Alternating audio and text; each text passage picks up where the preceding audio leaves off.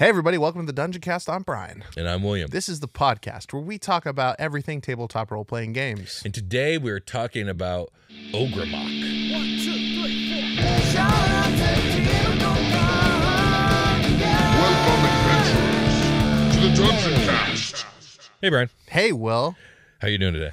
Man, I made banana toast this morning. Okay. With peanut butter, right? Yes. Peanut butter, and then you slice bananas on it. Absolutely. And it went to take a dive out of my hand. It did a backflip. And I had to grab it with my whole fist to keep it from hitting the floor. Mm-hmm. And so there's peanut butter everywhere. So that wasn't good. But No, now I'm sounds good terrible. because we're recording the Dungeoncast. Hell yeah. Yeah. I hope that peanut butter banana sandwich was delicious, by the way. It was super good. I actually made 2 slices of toast, and then so it wasn't a sandwich. Oh, it but wasn't a sandwich. It was toast. I mean, like in my tummy doesn't know the difference between toast and it's sandwich. all the same down There there. was 2 pieces of bread and fillings. Hey, Excellent, bro. Random Penguin House randomly sent us some random Dungeons and Dragons books. They did. Books I didn't even know were being published, but they look excellent. These are the D&D's Young Adventurer's Guide books. Yes. And essentially, from what I've seen, is they're really cool lore books. They're D&D lore books, and each one dives into like different topics. One's like a dragon-centric book. One's like a planar-centric book. The art's spectacular. Yeah, these look great. And I would say if you're a dungeon master who really wants some extra like official lore, these look like really good buys. So Yeah. I'm going to be perusing them. We have them on display on our YouTube channel. 5 of the 8 that were sent. So thank you, Penguin House, Random Indeed. Penguin House. Thank you guys. They're like Will said, they're really cool. There's one on wizards, one on artificers. It's good stuff. And we cracked them open, and there's some stuff that maybe we want to like talk about on the show in there. So, Yeah. I need to have all that information in this brain so that if it's pertinent, it will come up on the show. Yeah, Random Penguin House. If you want to send us any more books or whatever, we're happy to accept. I'm very eager for PDFs, so if you send it, I would really appreciate PDFs. Yeah, PDF was good for a guy who writes lore shows. Indeed. For convenience, you know. Just asking. Yeah. Are you ready to talk about Ogrémoch? I'm ready to talk about Big Rock Man. Let's do it. So the year of the elemental march is on, and today we are talking about the final of our Princes of Elemental Evil. It's Yancey Bin's would-be rival if Yancey Bin ever bothered to leave his sky palace. Ogrémoch, the mountain that walks, and the Prince of Evil Earth. Evil. Now, that isn't to say we are completely done with the archomentals. There are still the good ones, and I haven't looked into it yet, but perhaps the paralemental plane of Magma has some off-brand archomentals like Wim II and Cryonax. I mean, they're archomentals, but they're a little off-brand. The Kroger brand. Kroger brand. They're the store brand archomentals. I think Kroger is like more of a all of America kind of off-brand. I think grocery so. store. I think you're hitting the widest demographic with Kroger. Yeah. But Also, fuck Kroger. But go ahead. Yeah. I have no feelings one way or another about Kroger. Tyrants. Are they tyrants? You'll have to tell me about it off the show. But when it comes to elemental princes that are also evil, this is the last one. Nice. So let's get into it. Okay. So Ogrémoch, also known as the Prince of Evil Earth, the Mountain That Walks, the Stone Tyrant, the Tyrant of the Black Earth, and the Mountain of Doom, is a powerful archomental from the elemental plane of Earth. Oh, wow. He is said to be the eldest and most powerful of the archomentals. He suspected before his siblings ever came into existence that they might one day unite against him, though I would say that isn't really what's ever ended up happening ever. So maybe he's just paranoid. Okay. He's like, I'm the first and the rest, they'll rise against me. Except for they didn't, dude. So I don't know what to tell you. Some classic large enemy paranoia. Indeed. Yeah, Yeah, absolutely. His natural form is a shambling 50-foot tall colossus of rock with crystal growths embedded throughout his body. Like a massive statue that its sculpture left unfinished, this rocky creature's face has few features aside from deep inset eyes and a slim mouth. His eyes resemble chipped obsidian, and his body sparkles with mica. When he bothers to speak, his voice sounds like grinding stones. That's fun. Everybody likes that. I bet you Caleb Durr probably like this guy. Or maybe they don't. They like his throat noises, but maybe they don't like how big he is and how he like. And how mean he is, because this dude's mean. Well, he goes to sleep, right? And he's a mountain. Yeah. Which is stated several times. He Yes. wants you to know that Yeah. he is a mountain. He's quite big. And so the Galeb Dur are up there, right? He's like taller than the Tarrasque. They're Go like, ahead. this is a cool mountain. This is maybe the best Oh, mountain. yeah. And Right, then right. They start a family up there, right? A rare one, too. They're like, this might be the perfect place to start a family. Maybe I'll finally do that. You know the thing we almost never do, but we do sometimes? We will do on this back, the back of this mountain. And then he gets up and they're like, fuck!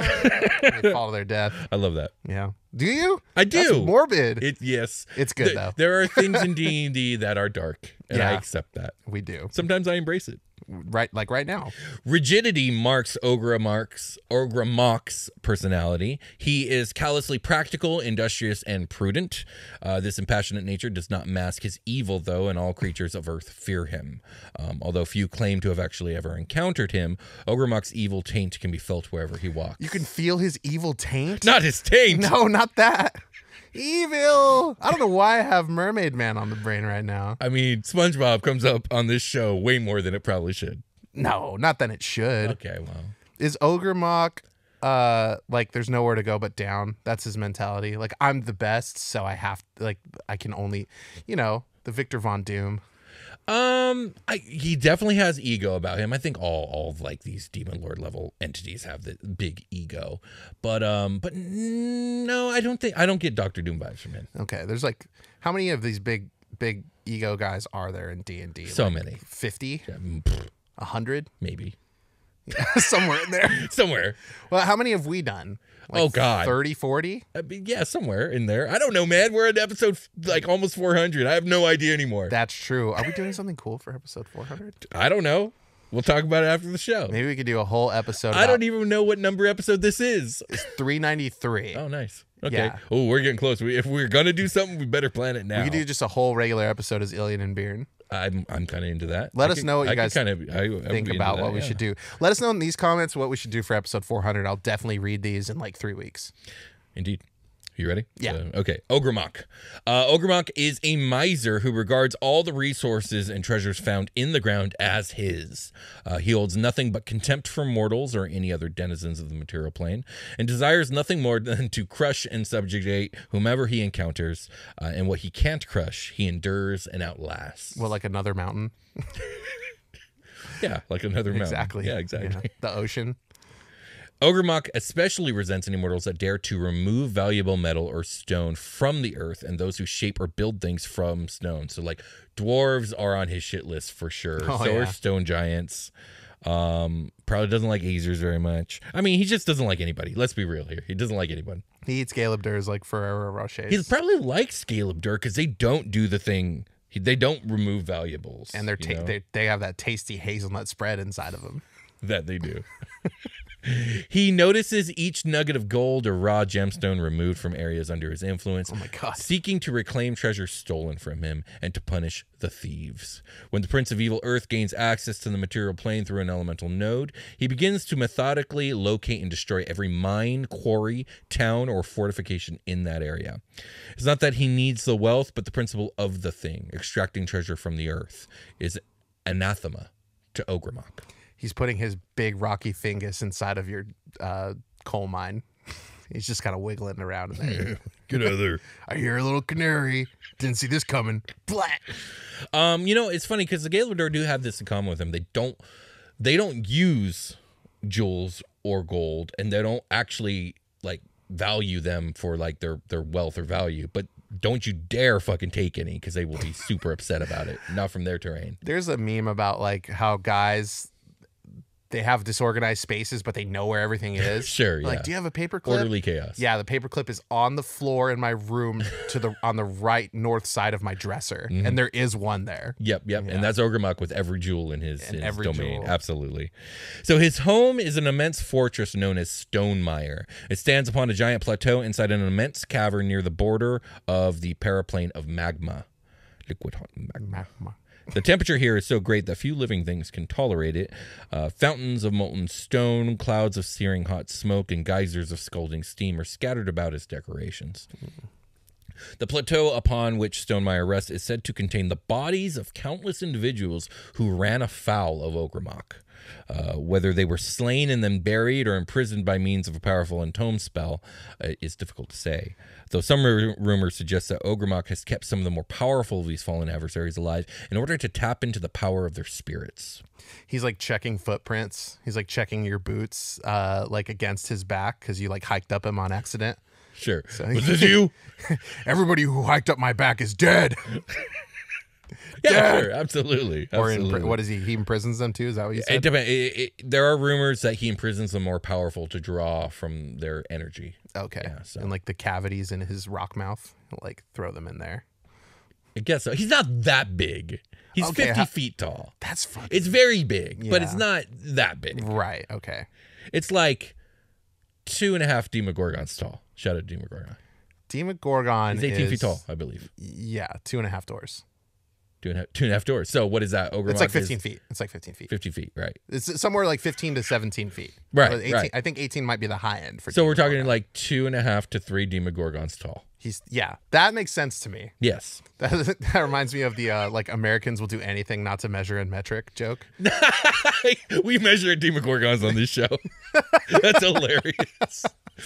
It is said that Ogrèmoch constantly watches for the rise of a truly mighty villain. Should he ever find a creature of sufficient wickedness and energy, he will supposedly carve that being into a juggernaut of evil, the likes of which the cosmos has never Hey, seen. what? So, okay, maybe he is a little bit like Dr. Doom. This is the plan, wise men say, by which Ogrèmoch ultimately hopes to destroy his hated rival, Sunis. Oh, Speaking of which, Ogrèmoch's greatest desire is to destroy Sunis, the princess of good earth creatures. okay. That's the good counterpart. Yeah. So she's like a female version of Ogrèmoch, but good and nice and rocking a totally rock hard, sexy bod. Oh yeah. She'll get literally rock hard. Yes, very literally. She'll get more attention when we do an episode on the good elemental princess. Where the fuck are we in the notes? Can you click where you are? Yeah, right there, Oh, bro. dude, I was so far away. Okay. I was into it.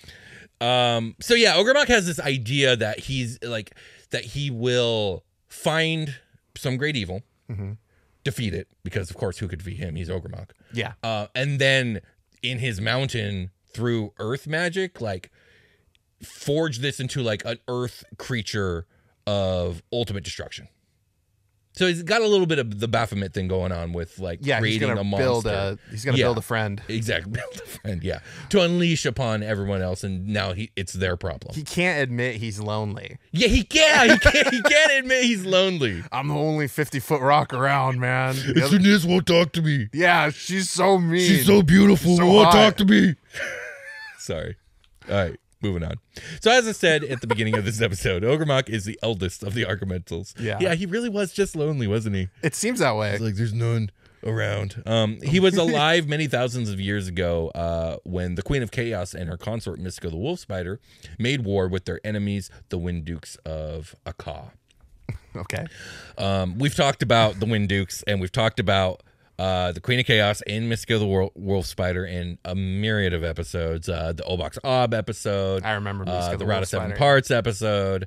And I think in the original Demons episode, because we had to talk about the Oberonths, and like that's Holy like smokes. this is their story. So yeah, we've talked about that. If you want to know more about those characters in that war, go to those episodes. Scroll through the feed half a decade. Yeah, You'll exactly. Find it. Indeed. So at that time, Ogrèmoch and Yancey Bin were hated enemies, and Yancey Bin had sided with the Wind Dukes, Makes sense. Wind people. They stick together. Ogrèmoch saw an opportunity to gain allies against his hated rival and offered his support to the Queen of Chaos. They're being elementalists. Yeah, they're being elementalists for sure. I wonder if Ogrèmoch was like, Yancy, come play. He was like, fuck you, Ogrèmoch. He's like, I hate that guy. Yeah, that's my headcanon for sure. Bitter evil. Yeah, Yancey Bin is probably just so annoyed. Like, go away, bro. Like, I feel like I don't like you. Yeah, Yancey Bin gets annoyed easily and is probably annoying. Yeah, I could definitely see that. So Ogrèmoch contributed legions of earth elementals for most of the conflict's duration and was the most involved of the evil princes in this war. His most visible role was his personal appearance at the Battle of Pesh, which is the final battle of the war. Although the fighting ended long ago, Ogrèmoch possesses a long memory and relishes any opportunity to continue the violence against the remaining allies of the Wind Dukes. Sick. So when Yancey Bin proved to be too flighty to act as a proper rival, Ogrèmoch's forces of evil earth elementals, Zorns, and earth mephits sought a better opponent. When the Stone Tyrant learned of the existence of Sunis, the princess of good earth creatures, the two archomentals began a long battle for dominance of the elemental plane of earth. Okay. So Ogrèmoch has only one ally of note. As we've established, he's a very lonely man. Deep inside Stonemire sits a permanent portal to the infernal city of Ogrémoch, not to be confused with Ogrémoch's name. Right, yeah. On the 4th layer of the 9 hells. Okay. Ogrémoch is in a fortunate alliance with the pit fiend Gazra, who rules the city. Wow. The two conspire together to use the portal for some dark purpose that neither speaks about. On both sides, the well-guarded portal is surrounded by both magical and non-magical traps and wards. Each side's gatekeeper demands a steep price for one-way passage through the portal, unless the traveler bears the seal of either Ogrémoch or Gazra. Okay, then it's free. Then it's free. Yeah, it's their portal. Yeah. Hand him a gemstone. Be like, you can have this. Don't tell Ogrémoch I gave this to you. Yeah. There you go. Except for he already knows. You know. Oh, never It's mind. in his domain. He knows. Yeah. Ogrémoch desires access to the Great Dismal Delve, a portion of the elemental plane of Earth, riddled with portals to other planes. He lacks the resources to take the delve by force, so he resorts to an uneasy truce with the Dao. They're the Earth genies, by the way. Oh yeah, okay. Who rule there? Not the Drow or the Yeah, no. I think it's the Dao. The Dao. I think that's how you would say that, but maybe I'm wrong. Dao. The genies of Earth hold a grudge against Ogrémoch for some ancient slight. Okay. Probably some bullshit he did one time. Yeah, I mean, the dude's an asshole. Like, I'm sure he did something nasty. They were growing carrots and he stepped on them. Yeah. And, like, it seems like every single one of these elemental princes of evil has a contentious relationship with the genies of the plane. They don't control the genies ever. The genies are, like, on equal footing with them, and they don't like each other. The genies are more chaotic, right? No, that varies from elemental to elemental. So okay. I think the air genies are chaotic good. Water genies are chaotic neutral. Earth genies are neutral evil, and Ifrit or lawful evil. Okay, gotcha. Ogrémoch's small but growing cult consists mostly of gnomes, dwarves, stone giants, gargoyles, trolls, and uncounted numbers of subterranean creatures. Now, I am curious about the gnomes, dwarves, and stone giants deciding to worship this guy, because he hates them. He hates the hell out of them. Yeah. They do all the things he hates the most. Right. We love you. We're sorry. That's their prayer. You're not forgiven. Yeah, no. Oh, how does that work? That's weird. Yeah, I don't know. But, well... It is a small cult, and it says small but growing. Yeah. Maybe Ogrémoch's like learning, like, well, I guess I am a little lonely, so. Well, these ones dig less. Yeah. Maybe these are the gnomes, dwarves, and stone giants, and gargoyles, and trolls that don't do earth Yeah, crimes. they're against that shit. Yeah. Like, it's unnatural. They're punching their friends and stealing their gems and putting them back in the ground. That's one weird dwarf. Let's take a short rest. Okay. It's the grand adventures of Ilian and Beard. Okay. I mean, it's not the same rock, but it's just rocks. Like, there's been no towns, no people, just rock monsters, rocks, earthy stuff. Ben, I don't know what to tell you, but rocky wastelands exist. They exist. Well, we've been walking in this one. How long are we going to walk in this one? Until it ends, Ben. It's not ending. There's no end in sight. Indeed, it means we need to keep walking. It's like fantasy Kansas up in here. I am convinced that my tower is this direction, Ben. And I've seen no evidence otherwise. I don't see anything except for Earth. Okay, on the I'll tell you horizon. what. This is what we'll do. Look, there's a roughly 50-foot tall mound of earth over there. Let's climb to the top. We'll get a good view, and I'll point out my tower. That sounds fine. Let's do it. Oh, well, that was a hefty 50 feet. Yeah. Footage to walk. Switchbacks, man. Ugh. Jeez. Quite a craggy, crystalline covered rock. It's a lot of moss. I'll have to take some samples in a bit. Does that part over there, and this is going to sound weird, especially coming from me, but does that part over there kind of look like a butt? Not like the rock feature. I swear, Ben, everything is like a buttocks to you. It's kind of my thing. It really is kind of your thing. Oh, well. Okay, let's see here. If I can see my tower, I just have to peruse the skyline. This is weird, all right? Look, there's nothing. I'm looking in every direction and I don't see anything but like rocks, boulders, we etc. just fell further away from my tower than I had originally surmised. Look, there's the mountain we landed on. It's like miles and miles and miles. It's so far, I can See? barely see it anymore. So we're making progress. Well, kinda. It's like the only thing. Shouldn't we Wait. have been Ben. somewhere by now? Ben, did you feel that? No. I think that was an earthquake. What?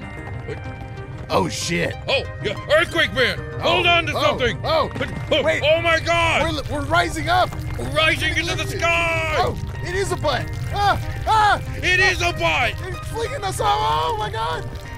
Alien again, I'm blasting off again!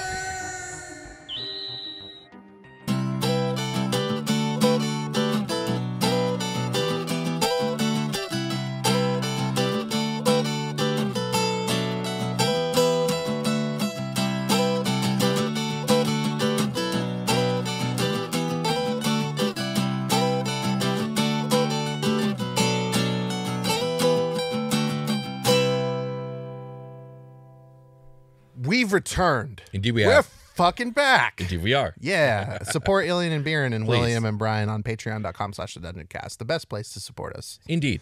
But also, please leave Apple Podcast reviews. Those are rule. That also helps. Yeah. Or reviews anywhere. Or Yep. likes and subscribes. Yep. Those are fine. All those. Do them. Do it. Please. Thank you. And stat block. We're back and we're going to look at Ogrémoch's stat block. It's a big one with layer actions and regional effects. So let's Yeah. go over it. More like a fat block. Indeed it is. That's Ogre. Don't tell Ogrémoch I call It's him actually, a fat it is block. quite big. It seems, is it bigger than the other ones? It's definitely long. Yeah. Yeah, it's bigger than the other elemental princes. Let's find out why. Indeed. Ogrémoch. It's got an accent over the E, which made it hard to find in D&D Beyond. But you can did. just type in OGR and hit enter. And then it'll come right up. D&D First Beyond's line. search engine is so fucking stupid. Anyway, gargantuan elemental of neutral evil. You don't say. Armor class of 20, natty. Makes sense. Makes sense. He's a rock. He's a rock. HP is 526 or 27 D20 plus 243. That is fat. Speed is 50 feet. He can burrow 50 feet. Strength plus 8. Dexterity plus 0. Con plus 9. Intelligence plus 0. Wisdom plus 2. Charisma plus 6. It's a respectable, charming Earthman. Okay, so I was going to bring it up, but I wanted to make sure I was right. Yeah, that is a lot more HP than some of the others. Imix only has 325 HP. I was going to say it's like 200 more Yeah. than Are they the same others. CR? I'm going to jump ahead. No, they're not. They're not the same CR. The CR is ridiculous. He really is the biggest and strongest of them. I thought that was just lore. Saving throws, strength plus 14, con plus 15, and wisdom plus 8. I got to pull them all up now. Damage resistances, beepus from non-magical attacks. That's bludgeoning, piercing, and slashing beepus. Damage immunities. Poison. Yep, good guess. I mean, he's a rock. Condition immunities, charmed, frightened, paralyzed, petrified, prone, and... Poisoned. That's right. Good job, Will. You're on it. Sorry, I'm a little distracted, but I'm with Still no. Sense is blind sight, 120 feet, and tremor sense, 120 feet. That's Makes broken. sense. Makes Passive perception, 12. Languages, common and Terran. Not just Terran. It speaks common. That's different from the others, yeah? It is. It is. They all only speak their... Oh, except for Imix. So get this. Imix is slightly stronger than Yancey Bin or Hydra, and Ogrémoch is slightly stronger than Imix. And so maybe they are the two oldest, although it is said that Imix and Hydra were born at the same time. And that's why they speak common, right? Because they're smarter. They're older. stronger. They had more time. They had more time They to had more learn time. basic language. I'm going to do an intelligence check across them. Hydra's pretty smart. Hydra might be the smartest. Hydra's the smartest. I wonder why. Continue. Proficiency bonus plus 6. Did I say challenge rating 20? Because that's going on. Yeah, just to go over the challenge rating. So Hydra and Yancey Bin are at 18, Imix is at 19, and Ogrémoch's at 20. It's got 25k experience points to yield should you defeat the Ogrémoch.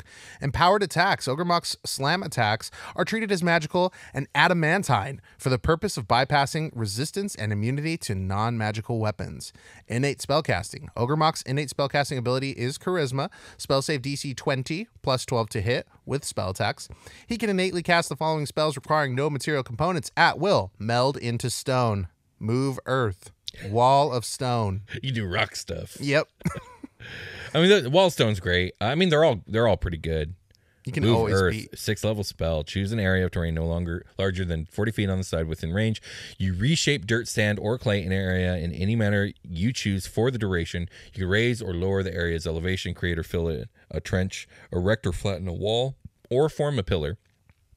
The extent of any such changes can't exceed half the area's largest dimensions. So if you affect a 40-foot square, you can create a pillar up to 20 feet high, raise or lower the square's elevation by up to 20 feet, dig a trench up to 20 feet, and so on. It takes 10 minutes for these changes to complete.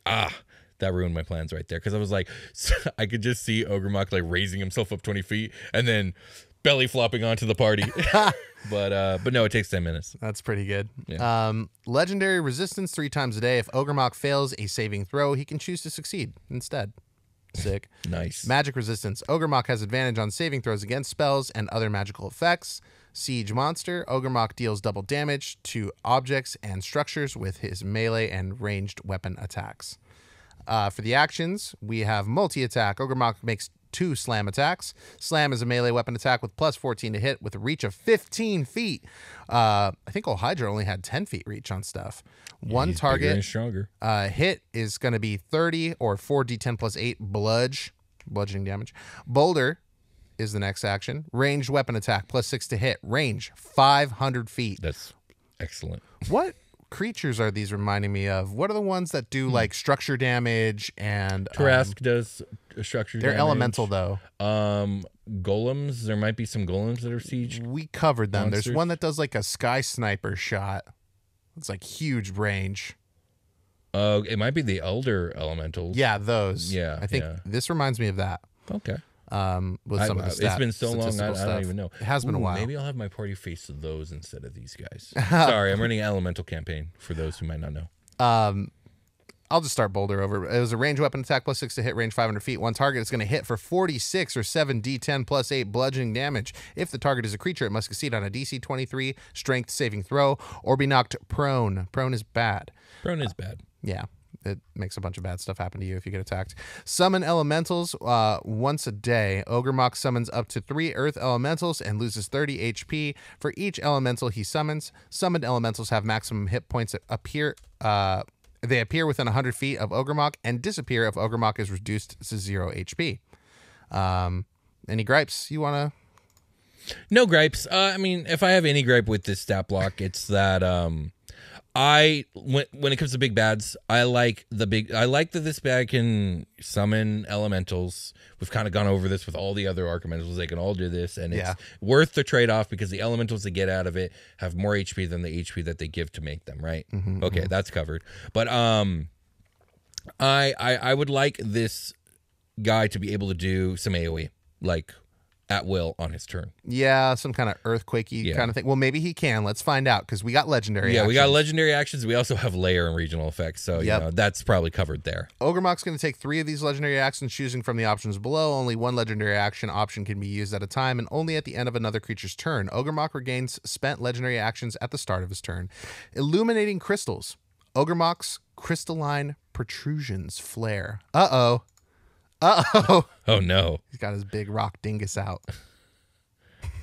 Each creature within 30 feet of Ogrèmoch becomes outlined in orange light, shedding dim light in a 10-foot radius. Any attack rolls against an effective creature has advantage if the attacker can see it and the affected creature can't benefit from being invisible. It's like fairy fire. Yeah, kind of. It's like he's got these homing beacon crystals. Yeah. That's cool. I like that. That's fun. Stomp is going to cost 2 of the legendary actions. Ogrèmoch stomps the the ground, creating an earth tremor that extends in a 30-foot radius. AoE. Other creatures standing on the ground in the radius must succeed on a DC 23 dexterity saving throw or fall prone. No damage, though. That's 2 actions for no damage. I don't think that's a very good action. It's a DC 23 save. It's knocking people prone, and it's 30 feet, so you're probably hitting everybody. Yeah, I mean, on your off turn. So, you're slowing them down because everyone's going to use movement to get the fuck up, right? But I mean, they're within 30 feet of you, but there's 2 of your actions. And now the only thing you can do now is do your illuminating crystals, which, I mean, if you knock somebody prone and then the next turn you double slam them at advantage. That's true. You have to do it on the turn right before yours. So if you found a way to save those 2 actions, like you could do illuminating crystals and stomp on your legendary actions, or you can do just this create gargoyle, which costs 3 actions and 50 hit points. But go ahead. It'll say it. Oh, yes. Ogremok's hit points are reduced by 50 as he breaks off a chunk of his body. Oh, it could be his chunk. It could be his chunk. That would be crazy. That would just be insane. Hey, man. You have a lot of options. You got a lot of options. It's D&D, the world's your oyster. Yeah. Maybe he's going for that, like, underarm. You know, people get, like, the underarm flab, like, on their bicep, like, on the like the tricep area. He just grabs that. That's energy storing fat. Well, I distracted myself too much. I forgot where I was. He's breaking off chunks of his body. He's placing them on the ground in an unoccupied space within 15 feet of him. The chunk of rock instantly transforms into a gargoyle, which are scary, and acts on the same initiative count as Ogremok. Ogremok can't use this action if he has 50 hit points or fewer. He just fucking turns into a gargoyle. That'd be hilarious. The gargoyle obeys Ogremok's commands and fights until destroyed. So he can make an extra kind of dude. Yeah, but 50 hit points, again, is pretty steep. That is steep. And I think the reason they added, like, and he gets another summon for HP is because he's just got so much HP compared to the other ones. What if you just made 10 gargoyles and just chilled with like 20 HP or whatever he's got left? 26 HP. Well, okay, so let's see here. If he summons his 3 elementals, that's 90 HP, right? So that brings him down to 436. So then he can make 8 gargoyles. Wait, what? Well, if he, because it's. It says once a day. Oh. It says once a day here. Oh, for the elementals? For the elementals, yeah. But the gargoyle he can create as many times as he wants. Oh, he can, yeah. And he just keeps chunking himself off. Yeah. Good one. Which is a sentence that I just said. Uh-huh. So let's say he does 1 gargoyle. That would bring him down to 386. So 386, and now you have a gargoyle on 3 earth elementals. I mean, that's pretty beefy. That's a lot of dudes. That's a lot of dudes. It's good action economy and for Ogremok. There's still lair actions as well. Yeah. The earth is his lair. No, it's not. Let's find out what it is. Ogremok's lair is normally found in the depths of the elemental earth, choosing caverns with black crystals and jagged rock spikes to serve as his throne room. He can enter the material plane through large and well-established nodes of elemental earth with little help from the proper rituals. With a little help. Within such a node, Ogremok wields great power. Lair actions. Ogremok can assert his dominion over the rock and stone around him to take lair actions on the elemental plane of earth or in any elemental earth node, including the Black Geode described in Chapter 5. What's up with that, Will? That would be the Prince of the Apocalypse adventure. So that's very pertinent to that particular adventure. Although okay. You could use it in yours, of course. On initiative count 20, losing initiative ties, Ogremok uses his lair action to cause one of the following effects. A 10-foot radius area of rocky or earthy ground within 60 feet of Ogremok turns into sticky mud. Any creature on the ground in the area must succeed on a DC 15 dexterity saving throw or sink 5 feet into the mud and be restrained, which is bad. Nice. Yeah, Another bad. Status effects are very good in 5e. A creature can take an action to make a DC 15 strength check, ending the effect on itself or another creature within its reach on a success. Next one is crystalline spikes grow from the ground in a 20-foot radius area within 60 feet of Ogremok. The area becomes difficult terrain. A creature that moves through the affected area takes 1d8 piercing damage for every 5 feet it moves there. Creatures that are knocked prone in the area also take this damage. That's fucking really good. There we go. We got some synergy now with that stomp. That's right. Stomp the yard. Stomped his own yard. If he's stomping his own yard, it's way better than stomping someone else's yard. Yeah, sure, absolutely. Next one. A violent tremor shakes the lair in a 120-foot radius around Ogremok. Each creature other than Ogremok on the ground in the area must succeed on a DC 15 strength or dexterity saving throw, target's choice, or be knocked prone. So he's just knocking prone left and right. He's restraining and knocking prone left to right. So he's very annoying. He's a really good dancer. But the biggest way to avoid this is to just have the wizard cast fly on everybody. Yeah, I mean, that's a concentration spell, and it's one target. Is it one target? You can't do multiples? Fly is okay. one target. Yeah, Okay. I think so. Right. Levitate might be what you're thinking of. I think you can Levitate's also concentration, no. But I think you can do multiples. And they can't control their own movement, I don't believe. You'd have to control it for them.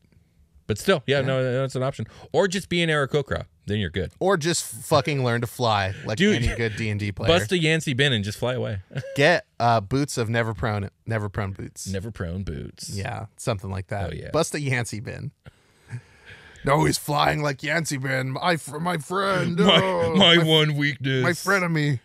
My frenemy. Regional effects. The region containing an elemental node in which Ogrèmoch is present is seriously affected, becoming geologically unstable.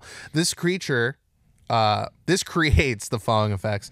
Earth tremors strike the region within 10 miles of Ogrèmoch's location every 2d12 hours, each lasting 1d10 rounds. That's a lot. 10 rounds, a full minute earthquake. That's wild. At first, damage is minor. Broken windows, cracked plaster, items toppled off shelves. The longer Ogrèmoch remains, the stronger the tremors become. After 5 days, the tremors are strong enough to destroy flimsy structures. After 10 days, they are strong enough to destroy ordinary wooden buildings, like your house. After 20 days, they can seriously damage or destroy reinforced or fortified structures, like your castle. So a little bit of a slower burn on that particular bit of catastrophe compared to some of the other. Yeah, it's like Ogrèmoch's been here for a while if your castle falls over. Magnetic disturbances within 10 miles of Ogrèmoch prevent compasses from functioning here. That is a sick-ass detail. Good job, whoever wrote that. Yeah, that's fun. That's a fun one. That's good. Metals in the earth, something, magnetic, blah, blah, blah. They think that's how sea turtles know where to go back to their homes. Yeah, a lot of the animals that can like do long distance navigation, we are very suspicious that it has something to do with the magnetic poles and being able to sense it. Filthy ass geese, disgusting creatures. I will never get over the fact that you hate birds so much. I hate them a lot, and it's been coming up on my feed. Yeah? Stupid geese. Yeah. Oh, gosh. I'll show you a video. I bet you will. It's Golem. It's Golem's voice talking about how geese are terrible. Okay, cool. Yeah, I can't wait. This is it. He says it all. Okay, for sure. Hidden sinkholes and fissures form within 1 mile of Ogrèmoch's location. God, sinkholes are my secret fear. Are they? That's I mean, interesting. I just see them sometimes around my house. Oh, I had one in my yard. really? Yeah. That's pretty crazy. How big was it? It was like half a foot in size and maybe like I don't know. I kept filling it up with rocks. I kept having to go back. That's intense. Okay, I've never encountered a sinkhole in my life. Just kept pouring. It's right there by the gate outside. I just kept throwing shit in Maybe there. I'm just blind to sinkholes. I've just never No, I noticed kept one. filling it up, but I kept having to fill it up. And I was like, what the fuck is going on out here? That's pretty crazy. And there's a Del Taco I like to go to that's got a sinkhole in the driveway in front of it. And I'm like, Jesus, one day I'm going to be hungry at night. And It's going to get you. It's going to That fucking... sinkhole going to get I'm you. going to fall into a fucking sinkhole. Like, I'm going to die next to Del Taco, hungry. Oh, no, it's so sad. Let's get back to these Yeah. these fantasy sinkholes. A hidden sinkhole can be spotted from a safe distance by any creature with a passive wisdom perception score of 15 or higher, or spotted with a successful DC 15 wisdom survival check.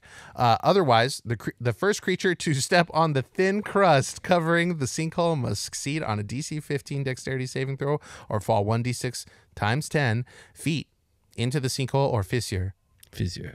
Natural caves and tunnels within 1 mile of Ogrèmoch's lair from intermittent portals to the elemental plane of Earth, allowing elemental creatures into the mortal world to dwell near those points.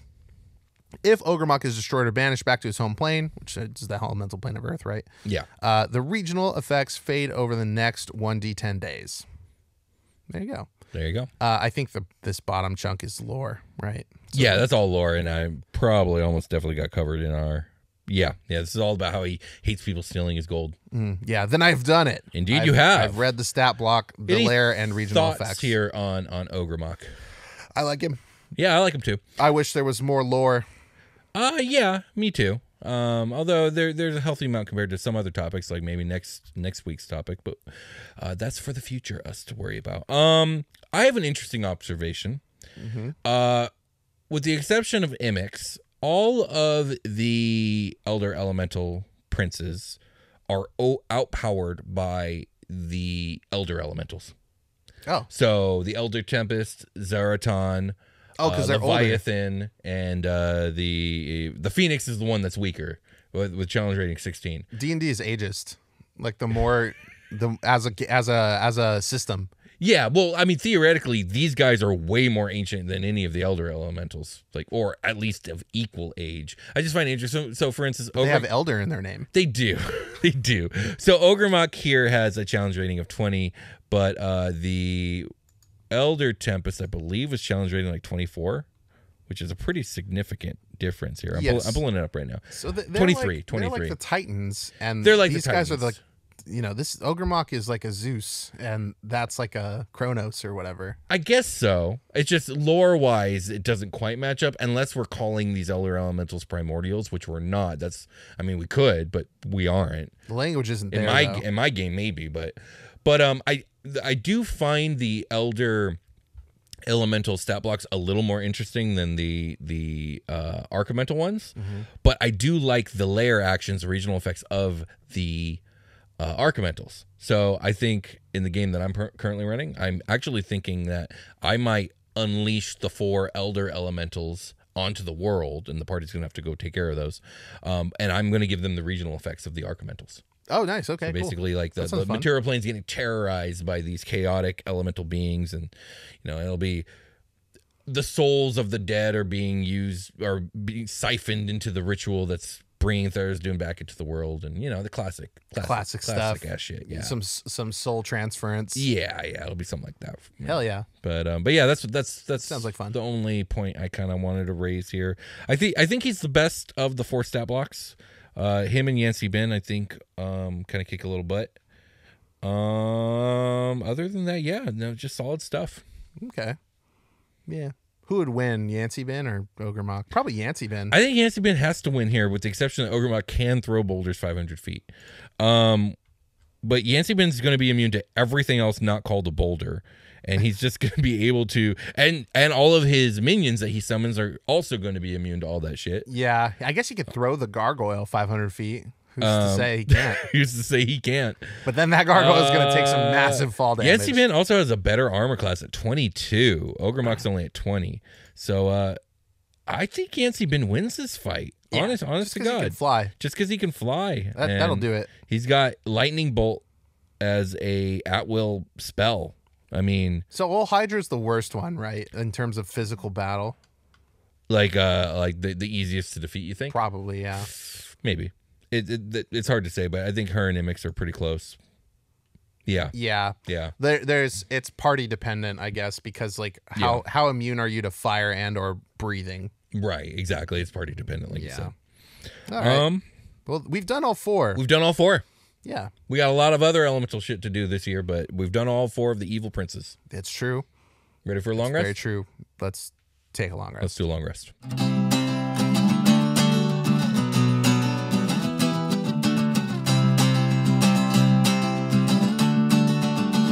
Hey everybody, welcome to the long rest. This is the part of the episode where I put on my crusty, dusty, muddy, rocky slippies.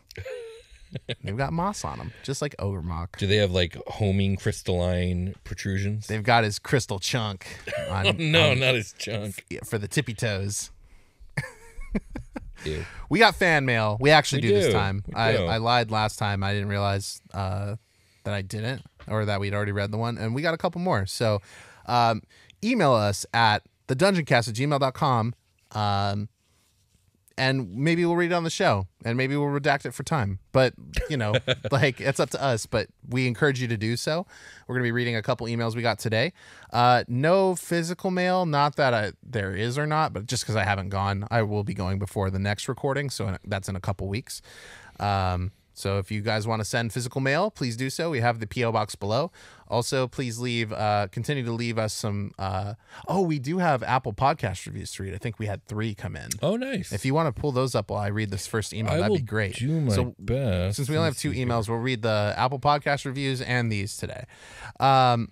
This was from Solar War Girl, Warrigill. Sorry, Solar Warrigill. Yeah, Warrigill is how I read it. Yeah. Came for the Super Quest Saga. Stayed for the lore. As of this email, I just purchased the Starseeker's Guide to Drakenstar Rulebook today. I can't wait to get it and use it, as I will be using it to host my first D&D session as a DM. Ooh, wow. Bold. That's brave, but also I applaud it. That's awesome. Yeah, that's really cool. Yeah, the book has a lot of extra rules, so don't feel free to use only the ones that are useful to you. Do what you can. Yeah. I plan on running a campaign based in the Ben 10 universe, and I thought this was a good place to start. Do you guys think this will help out enough If not, at least I got something from one of my favorite D&D themed podcasts.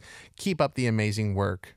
Well, thank you so much. Thank you very much. Absolutely. Wargil. I'm not the most familiar with Ben 10. Are you familiar with Ben 10 at all? He's got a watch. I know he can transform he touches into the watch alien like big time biology, with the palm, right? and then he turns into one of the 10 aliens. Yeah, I think, well, the thing that pops out to me the most is the Circle of the Galactic Spirit Druid, which is capable of transforming into a new type of creature inside of the book called Exofauna. And that's probably got a Ben 10 feel to it when you were just talking about the transformation powers. Sure. But I'm not sure if I know Ben 10 turns into aliens. I don't know if he goes into space and does space stuff. He does. But if he does, and that's what you want to do, then the book is going to have rules on space travel and starships. I mean, it already does. I finished that chapter. It's going to have rules for space hazards. It's going to have rules for starship purchases and upgrades and customization. And it has all that stuff. So if any of that sounds useful, I think this is definitely. I think you're going to have a lot of cool stuff to utilize for your like space campaign with this space campaign book is what I think you're gonna have fun with. Yeah, I don't know. I never watched Ben 10, but I feel like I spiritually kind of know what's going on with it. For sure. He's a crime fighter who uses the cool one of a kind watch to do crime fighter alien stuff and protect the world from. I'll take your word for it. He uses it's like a fire with fire show. Is it? Aliens come. He duplicates the alien power. Become alien. Much like Godzilla. Giant space monster shows up on Earth.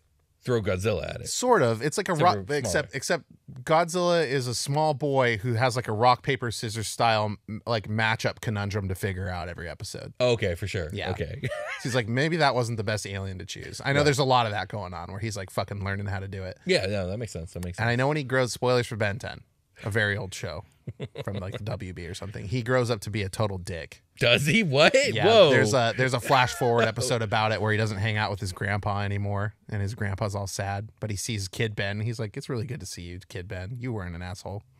So is that like a possible future, not a canonical future? Probably. I don't know. Okay. I see a lot of things on Instagram. Okay. All right. Anyway, that's a cool idea. I'm sure I know there's a lot of Ben 10 fans, or I wouldn't be seeing content about it to this day. So, cool pick. Next is Samuel Taylor has emailed us 4E, a salty rhapsody. So, For sure. Lock in, everyone. I've recently discovered. Oh, sorry. Hi. I've recently discovered the Dungeoncast, and I love it. Oh, thank you. I love you too. Been binging, and I feel so at home. Welcome home. Welcome indeed. Put on your earthy slippies with me. I loved your 4E episode, and I appreciated your thoughtful, many-angled approach to talking about what it was, what it wasn't, and how elegant the mechanics were, how coherent the lore was, and why it made people so mad. Indeed. I thought maybe I had some perspective to offer. For context, my best friend and I came into D&D in 1994, and on an old copy of the 1977 basic starter set at age of 9. We've played every edition since and still play today. That's awesome. I think you a little bit missed two of the big reasons folks from my cohort got so very salty about 4E. The first reason is that it was transparently the grabby hand of Hasbro chasing WoW. It was TSR then, right? Yeah. I do feel like we covered like the WoW influence and how WoW was everywhere, and they really wanted to try and cash in on that audience. We did say that specifically. I remember we had comments about like what people were doing, because I was like, I never got into WoW because I saw what it was doing to my friends. right.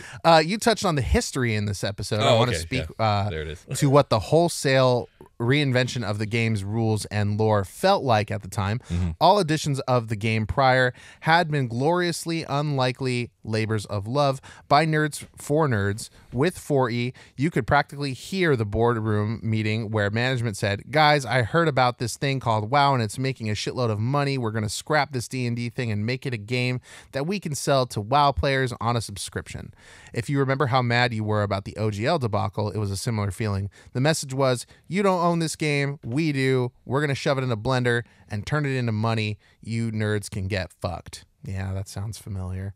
Any comments or? I mean, I can understand why it would feel like that, and there are some parts of that are just ring true and match up with the history of it all. That being said, like, you know, 4E was drastically different from any edition before or since. And I think it was the fact that they just completely dropped support of 3.5, because if you look at Pathfinder currently, Pathfinder first edition versus second edition is just a drastically different beast. It is as different from first edition as 4E was to third edition, and I would say there's a lot of parallels between Pathfinder 2E and 4E. But it doesn't catch nearly as much hate, and I think a big part of it is because, as far as my understanding is, Paizo still very much supports Pathfinder first edition.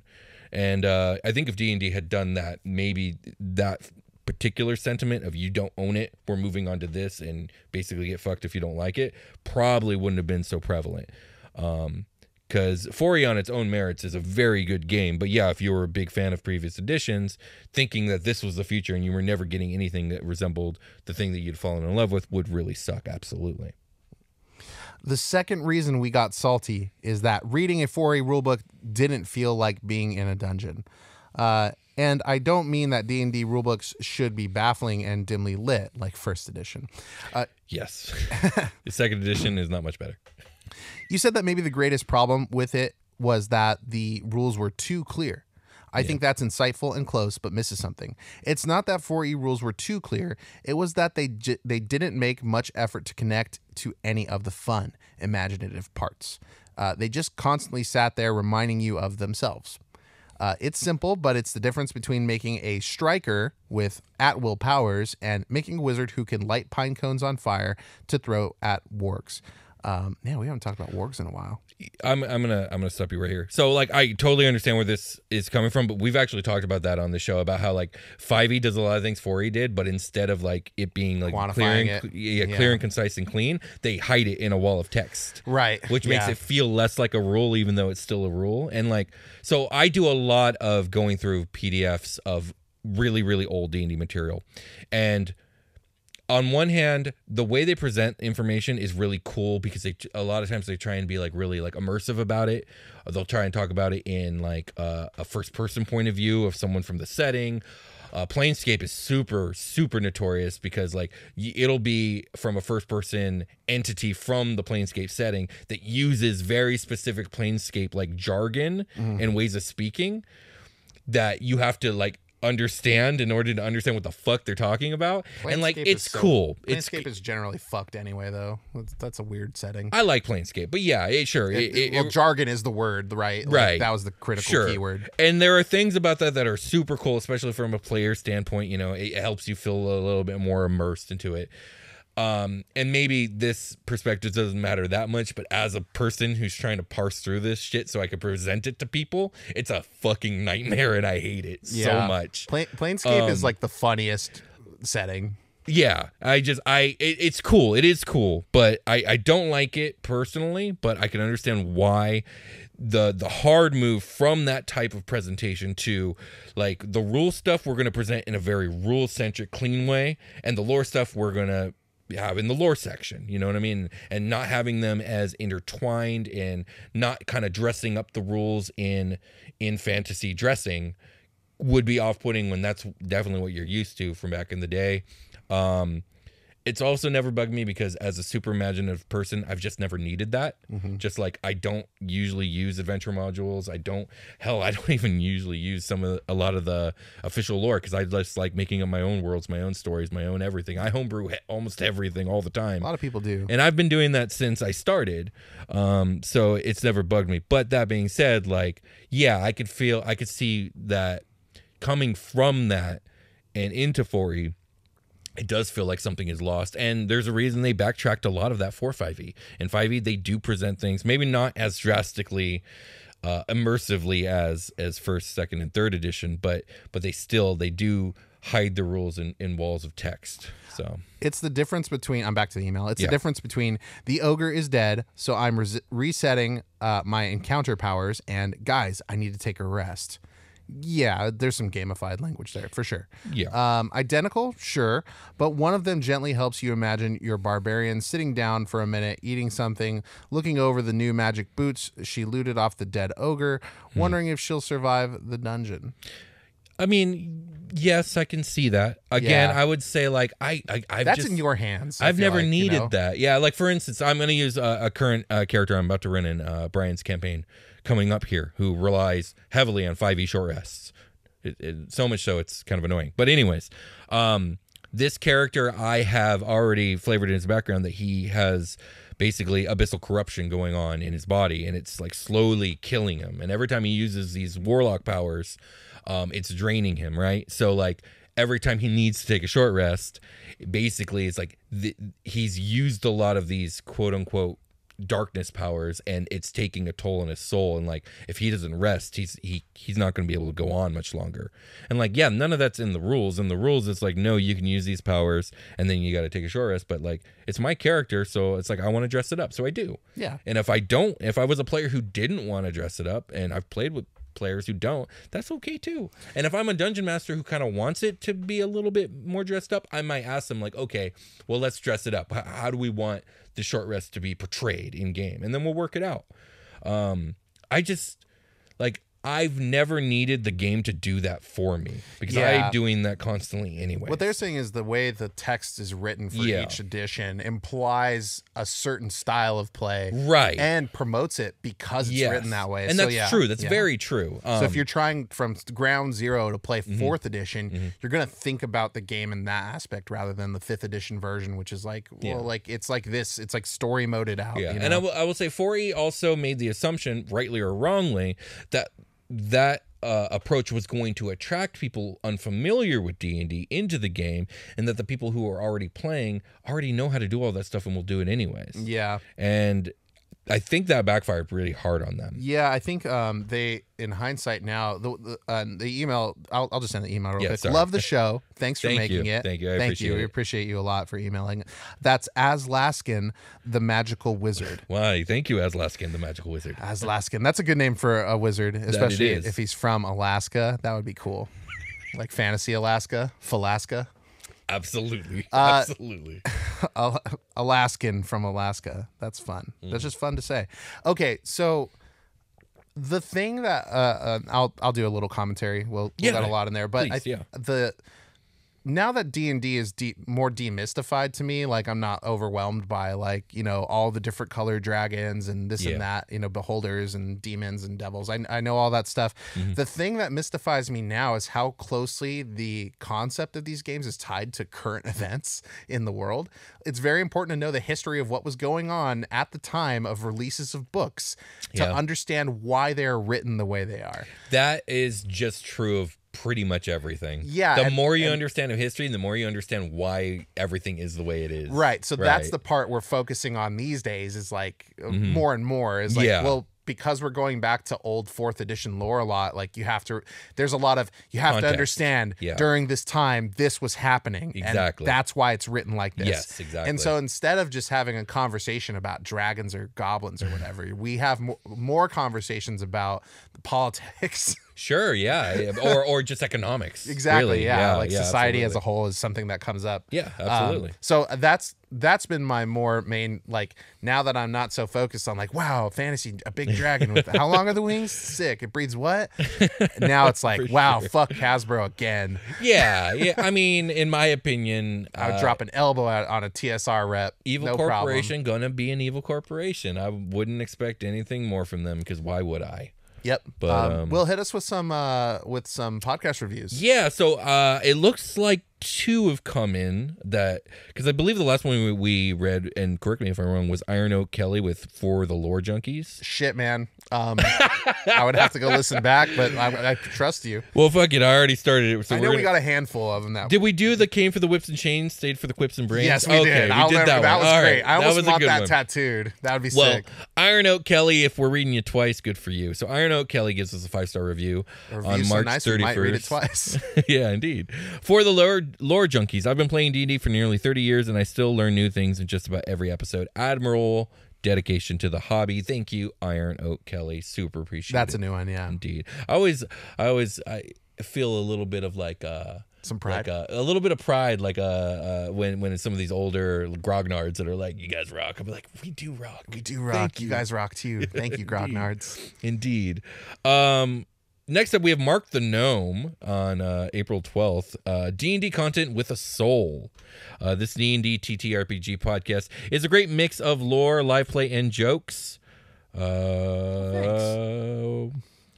William and Brian are funny and lively, and they obviously love what they do, which sets the pod apart from others. Not gonna lie, they're also both pretty cute. Whoa. Oh, hey. Hey. Smooches. With great beards if you check out their YouTube. I'm looking thanks. forward to their campaign setting for space sci-fi play in D&D.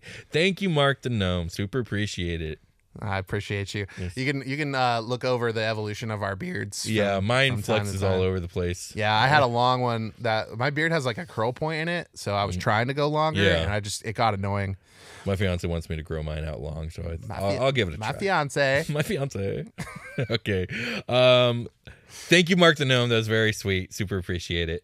Was blushing. And last but not least, we have Finn Dragon. Not Finn the Dragon, Finn Dragon. Fin dragon. It's a dragon made of fish fins.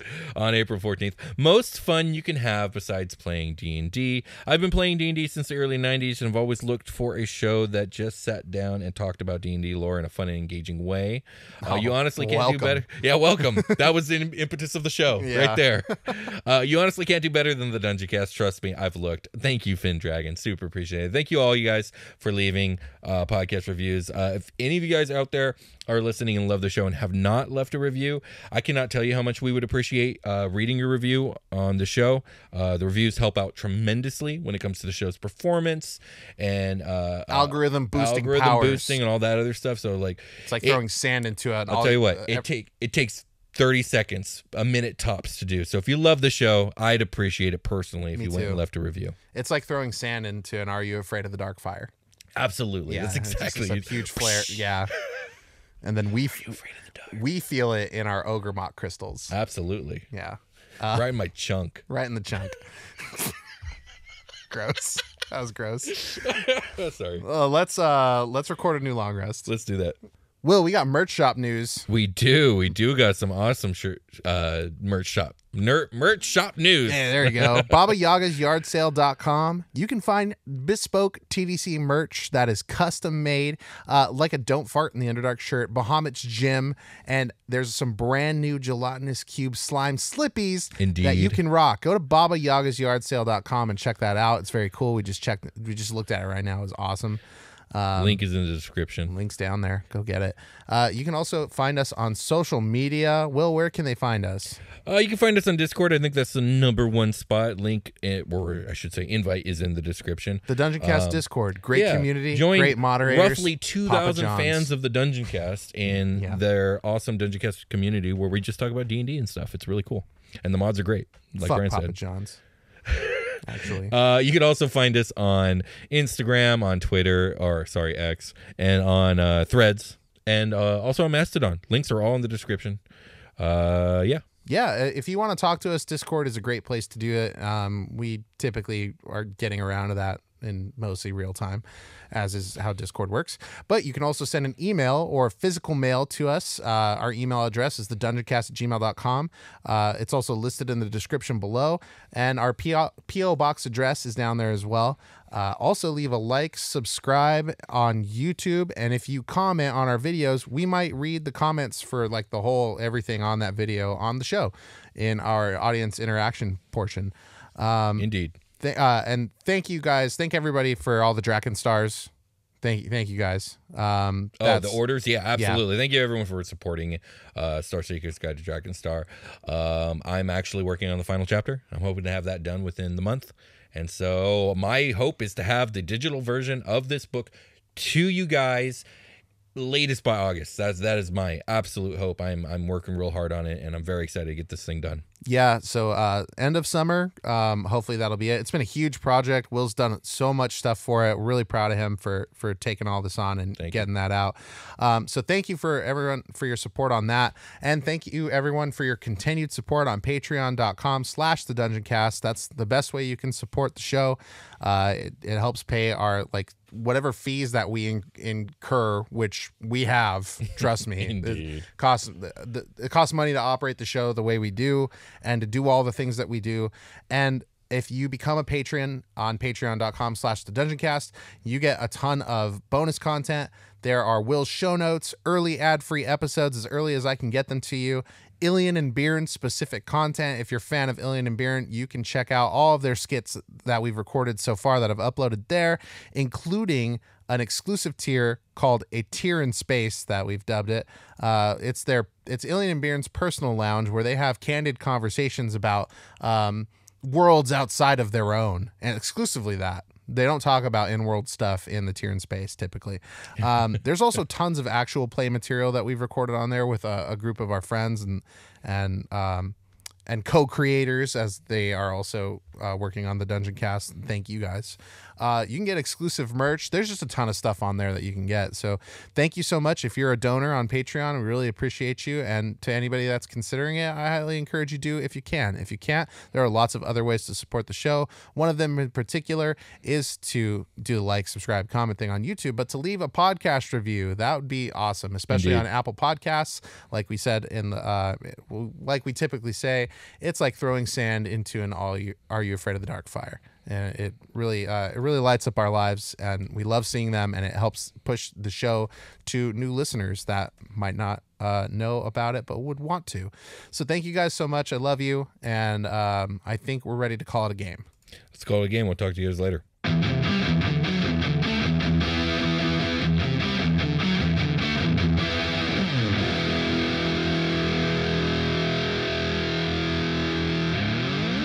The Dungeoncast.